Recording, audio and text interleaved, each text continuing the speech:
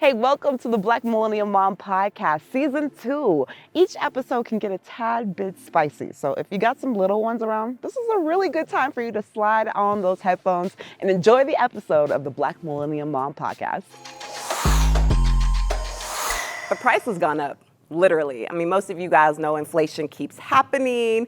It's very difficult to budget at this point in time and still live your dreams and take care of the little ones. This episode is all for the mothers and fathers too, who are trying to live their dreams, start a business, but understand what that might look like. I had to call in some VIPs, some real OGs, if you will, who are business owners at this point, and figuring out how to handle all of that at the same time. Starting with my girl, Crystal, on my left. She is the owner of Vivid Beauty Med Spa.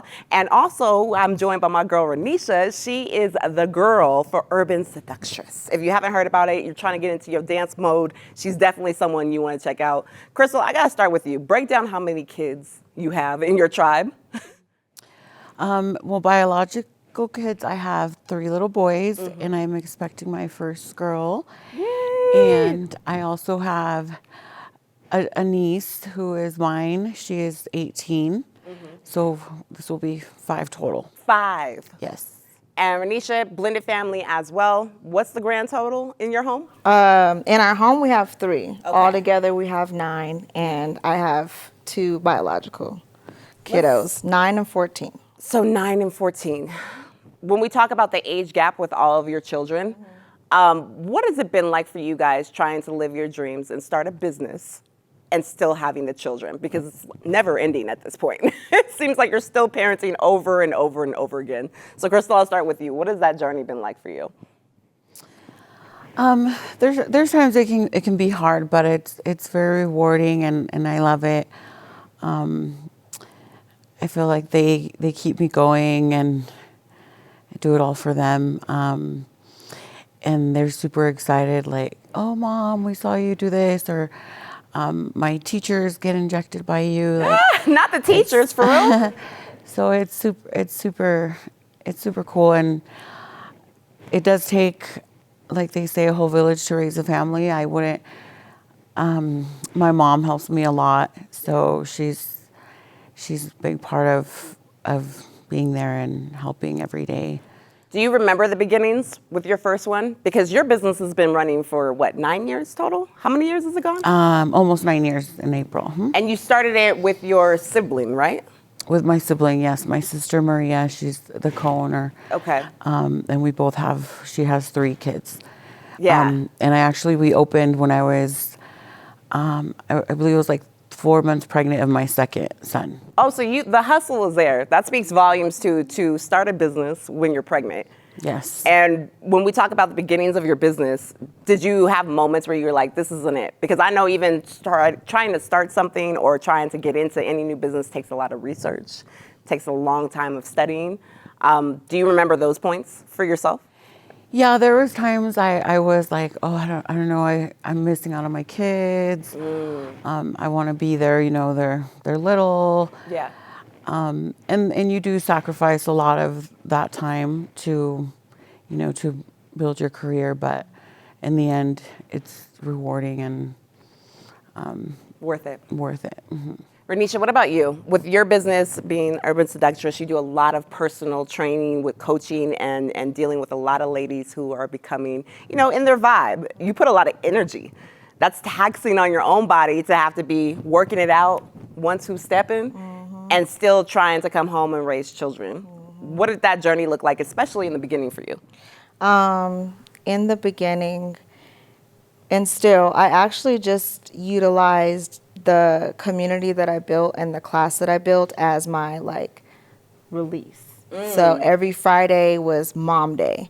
It was time for me to let my hair down, leave the kids at home with Dad, and really be able to be present in that space because I was also doing that for other women. Okay. So I allowed that to be my stress relief, and that's my purpose, is to empower women. So a lot of it didn't feel like something that was taxing on me. Right. It felt like a release. Yes, I get to do what I love to do. Right. Outside of working a regular job, I was building in the background. Every Friday night, you could catch me and whatever girls want to show up Right. and be in the vibe, be whoever you wanted to be that night. Yeah. And it really was an opportunity for me to have a reset for myself. So honestly, building up this brand and building that class was really a savior for me. And a lot of the hard times in my life, I allowed that to be something. It was a form of therapy for me to be able to pour into other women.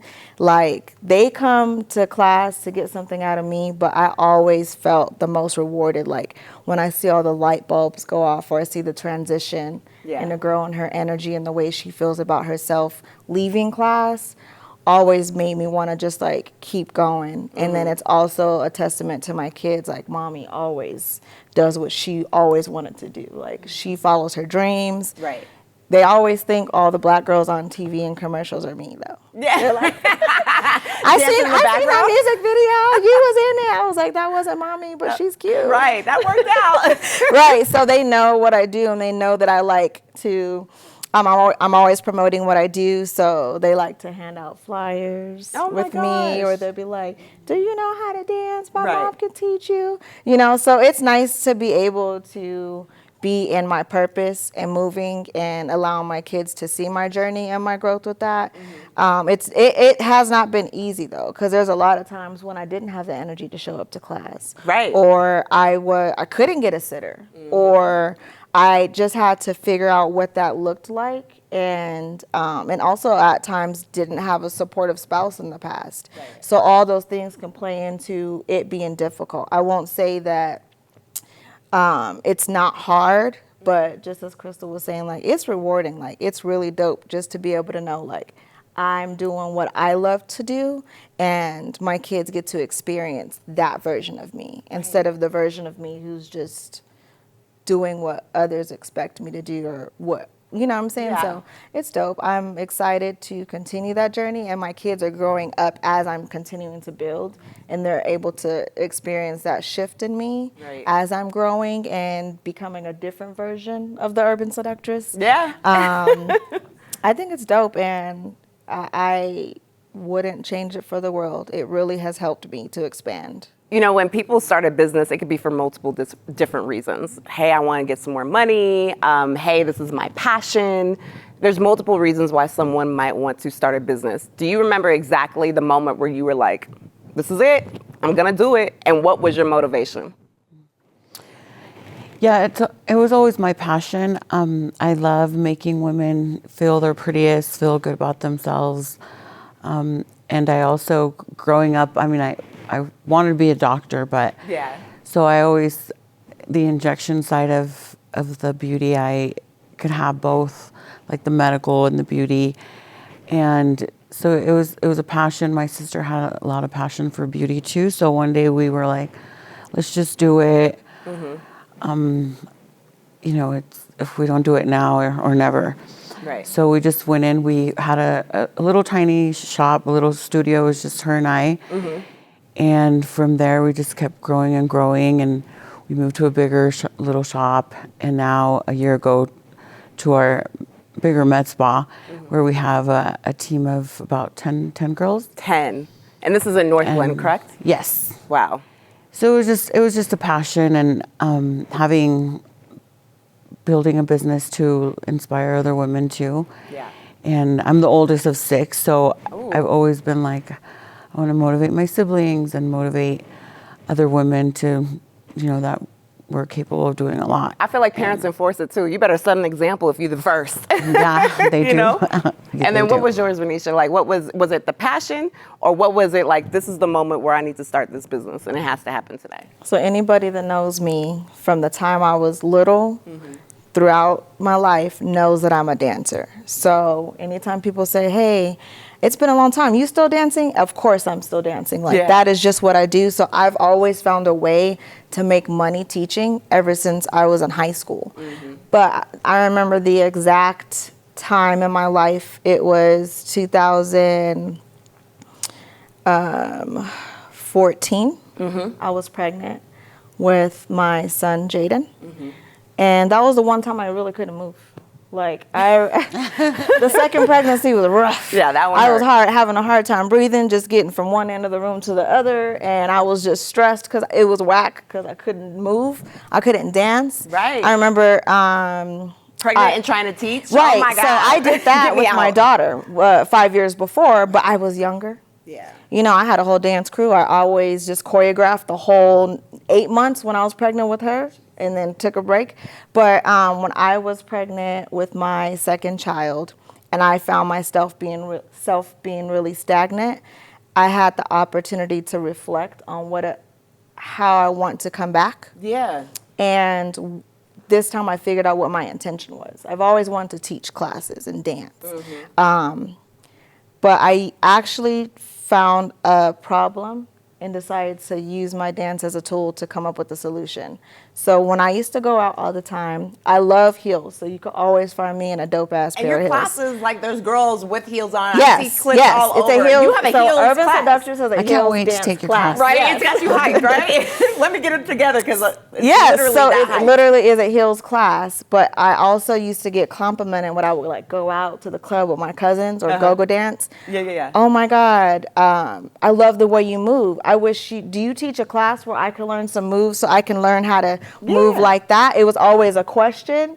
Or I could never move like that. I don't have that much confidence. Or look at your shoes. Those are so dope. I wish I could walk in those. Right. So I'm like, girls are always talking about how a lot of the things that I take pride in, they admire. Right. So why don't I just package that shit up and put it on a platter Yeah. and serve? And the best way that I reach people is through dance. Oh, it's so dope. And so I found my intention while I was pregnant with my second child. I came up with the name, the concept, and exactly what I would do. And then that kind of helped shaped the idea of actually building it into a brand and not just a dance class. And it's been up since then. You guys both spoke about having something that you were passionate about. I mean, I've been in radio for now over 17 years, and it was and still is, it will always be a passion of mine. The fact of the matter is that passion is great to have, and we love to have passion, especially doing something that just clicks, you know? But the other side of it is the business side of it. And that's the game changer, I think, that what people don't talk about enough. It's great to do something that you're passionate about, but can that ultimately make you want to get out of something that you once loved? Because now the business is taken in. Does that make sense? Yeah. Now the business is overpowering so much that I didn't sign up for that. I just signed up to come in here, do this, and get out type situation. Have you ever had those moments where you felt like, this is something I've, since a kid, or just both of you have said that you were a kid and had this kind of feeling. Was there ever moments where you're like, okay, the business side of it is just really taking me out? And you can be honest about it, because I mean, I think people need to hear that even more so now, that part can be challenging to want to keep doing your passion, you know? Yeah, as we were growing more and more, there was times, difficult things like adding more people to your business, employees, that could be very difficult, meeting all kinds of different personalities. And there was times where I was like, I don't know if I want to keep growing or just be me solo, or there was times where I'd work till like 8, 9 at night, and my kids are calling me and I'm like, oh, I don't know if it's worth it. Right. They're so little. So there's times where you definitely. Oh, that's the part for me the most so, because of the little ones, you start thinking about it more, you know, where you start saying to yourself, like, is it worth it? I'm missing out on a football practice. I'm not there when he wants to go ride his bike at 8 p.m. at night. You know, it's those moments. Did you have it too? Girl, I just woke up from it. You got out of it? I just got out of it. Right. I'm in the rebranding and refocusing stage, but just like we were talking about before we got started here, I had a whole breakdown and moment of discouragement for the past 2 years, actually. So 2022, 2023, I was down for the count. I was like, you know what? Fuck it. They don't need the Urban Seductress. I did what I was going to do. It's just not giving what it's supposed to give. I just really got discouraged from just really trying to build and feeling like I was on a hamster wheel and feeling like I've had to start it over and over so many different times to try to figure it out. And I was also operating as a one-woman show. Yeah. So trying to operate as a one-woman show, building a business and a brand with no business expertise, just my hustle expertise. Like, I know how to get some girls together and have them pay me. You know what I'm saying? But beyond that and my creativity, like expending all that creative energy, also working a full-time job, also managing an entire family and raising kids, and still having to make it like seem like you're all like it's all good, is rough. And I believe that doing that for 7-8 years, like grinding by myself, I just got tired. I'm just like, bitch is almost 40. Right. I either need to figure it out or move on. And so that's what I was feeling about 2 years ago. I was just like, I just need a break. Yeah. And so I had to give myself that grace. And it's just like, all right, whatever. Everyone's like, when's your next? Don't talk to me. Just don't. I don't want to talk about it. I don't know why people keep asking me about these dance classes. Right. As if I'm not the urban seductress. Right. Why and are been you? around for a minute now. Right. So I had to take a moment of self-reflection. I had to really go back to the drawing board and remember my purpose. Right. Dance is my passion, but my purpose is to empower women. Right.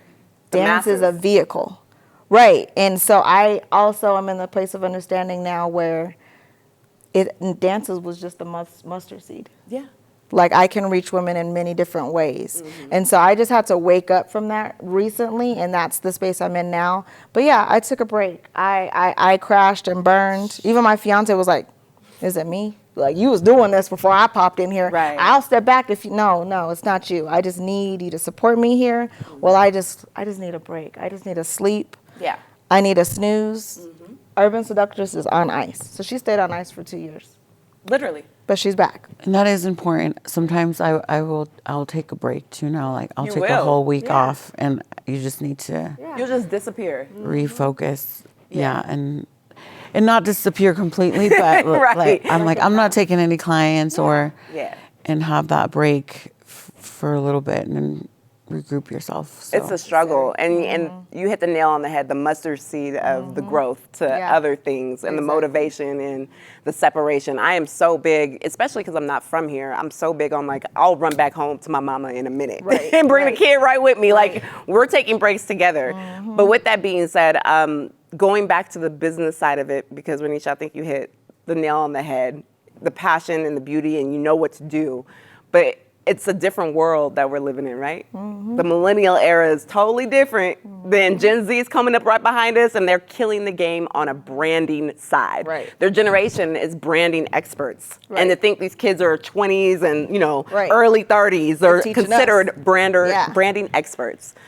When it comes to business in today's age, when it comes to the marketing side of it, where was the struggle for you guys in the business? I mean, Crystal, I know you're the lippy queen, honey. You've been doing your Insta for a while, and the marketing side of that is tough because keeping it going and having to perform not just with your own business, but on a marketing side of it, what did that look like? Did you empower more women to kind of help you out? Did you get an assistant? What was the details behind the scenes? Because that's one of the biggest, hardest things for business owners to land right now, their marketing. Yeah, that is like an everyday job, I feel. But yeah, I have a group of people now, like Instagram influencers and an assistant that help a lot. But at first it was all on my own, just hustling every day on social media, on passing out flyers, but. Were you that kind of person? Were you like Miss like already on social media? Oh, no. Oh, you weren't even that kind of girl. No. And even now I'm still learning. But I do it. I try and do it every day. It's like every day for me. I share all our work but the influencers, I mean, they definitely help. Like you said, they're the new gen. They know all the branding. So we have a few we work with. You got smart quick. You said, I'm gonna hire y'all to come in here and help me out real quick. But it is. I'm still learning a lot with the marketing. Yeah. But it is something that I have a team. My manager helps a lot with it too. and my assistant. But I'm still learning a lot of the marketing side. Yeah. Renesha, what My about marketing fucking sucks. Right? I'm not good at it when it comes to social media and the online version. Okay, but back in the day, bitch, You was in there. So my way of marketing and how I built up my brand, I would partner with my friend, Jamie Alexander. Jamie's Yes, shout out. yes. She used to invite me to model her clothes in her fashion shows, and she was always doing shows around the city. She would let me open up her show. So she would have the Urban Seductress open up, and she would make me like a custom piece to wear. Yeah. And I would open up the show and come out and do like a little sexy introduction. And then the rest of the girls would kind of flow out. And I would do live performances and then walk around with my little t-shirt that I made and my flyers after my performance, because that's when you have all the girls are like, oh my God, that was amazing. They come to you, they're drawn, here girl, here's my flyers. So I was really good when I was doing my one woman show thing back in the day, when that direct marketing was really active and it worked. Right. I would be at performances, I would promote my stuff live, and that's how I got women into my shows. I would volunteer to open up other concerts and shows, and I would just do live marketing that way. Yeah. But this new shit, And I want to just touch on that really quick because Yes. Renesha, the side of it that you don't know, I actually got more familiar with you because even though you think you suck, you were on Facebook Lives, you were on Instagram, you were doing it. And I think that's really important for a lot of people to know. Just like you said, Crystal, yeah, you suck, but you were doing it. Right. And social media and this new generation that we're coming in, they live on it daily. And so what we might think for us as millennials, we're sucking at this. We're not getting enough likes. We're not killing it. But all it takes is the showing up every single day, whether you got assistance or not. You think that you're not doing it, but the more that they see you, the more invested they get into what you got going on, your business, right? I want to touch on really quick the relationships and the balance it takes to own a business, to start a business, and have your partner involved. Whether that's on the side as your, cheerleader, or whether that's fully invested in your business, people don't talk enough about how this can have a strain on your relationships and how it could be a true partnership for growth in the future. What is it like, Crystal? I know you got your boo thing now, your hubby. What is it like with that journey? Because I don't know when he came in or where that started, but what was that journey like for you? He came in probably like in the middle, but when I was a single mom, that was very hard with the kids and the business. He's definitely a big supporter, doing kid things after school and things like that. But he also works a lot, so we try to find time for ourselves. It can be a strain on your relationship. So you value that part of it, basically. Like you make sure that you have some date nights, some alone time. Yeah. To make sure the relationship stays healthy and strong. Yes. Okay, makes sense. Renesha, what about y'all? Because you got the Hey, I have Flintstones a plus little- more in your family. I have a little journey with. I actually started the business while I was with the father of my kids, and he wasn't as business minded. Yes. Or creative. So it was always me having to explain what I'm trying to do.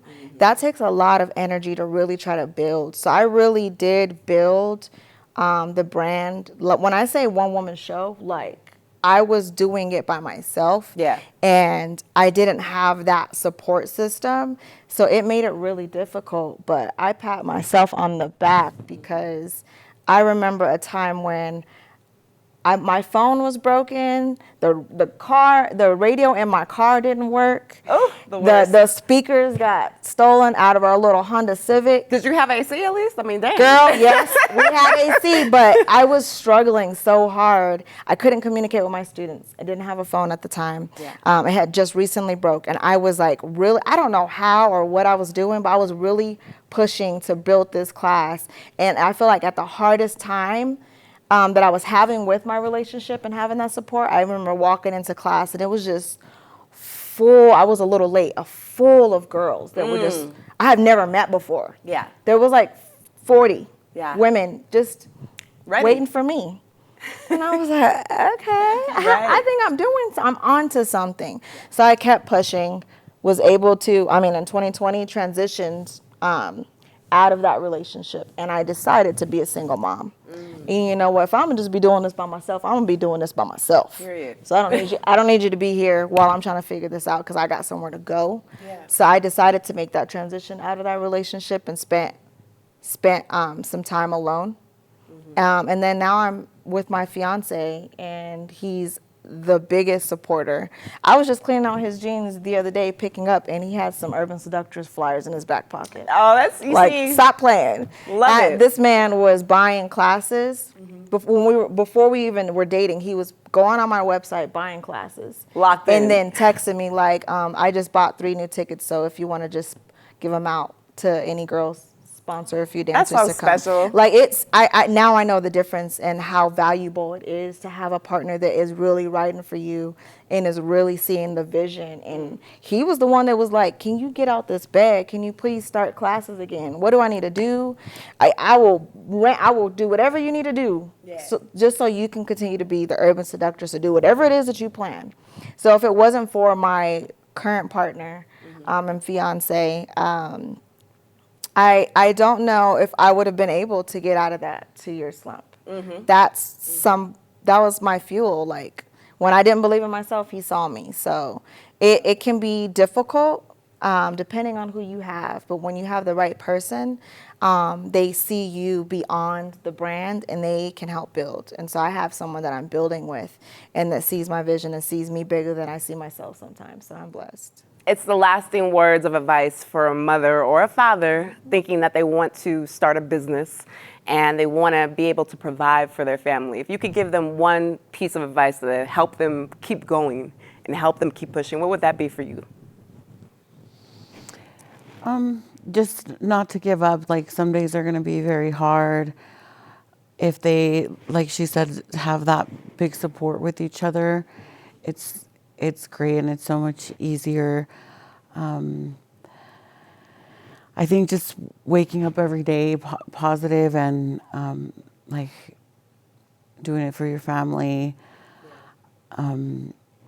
Because there's days where you really want to, like, oh, it's a lot, or maybe something else could be easier. You spend more time with your family, but you just have to wake up, do it every day. Ugh, the grind.